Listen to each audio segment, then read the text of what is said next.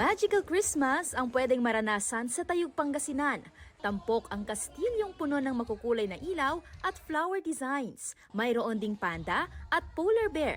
Enjoy ang mga turista at residente sa performances, fireworks display at dancing fountain. Sa Alaminos City, Pangasinan, bida ang Christmas tree topper nilang isang clam na may lamang perlas. Simbolo raw ito ng pagbabago at kagandahan.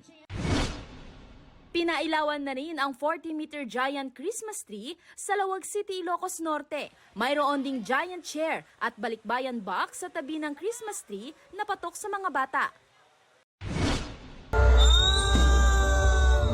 Bukod sa kumukuti-kutitap, umiikot ang higanting Christmas tree sa Bai City, Negros Oriental.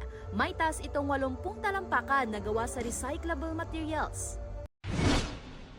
Binuksan na rin ang dancing Christmas tree fountain ng Manjuyod, Negros Oriental. Namangha ang mga residente sa pagsayaw ng makukulay na tubig na ibinubuga ng fountain.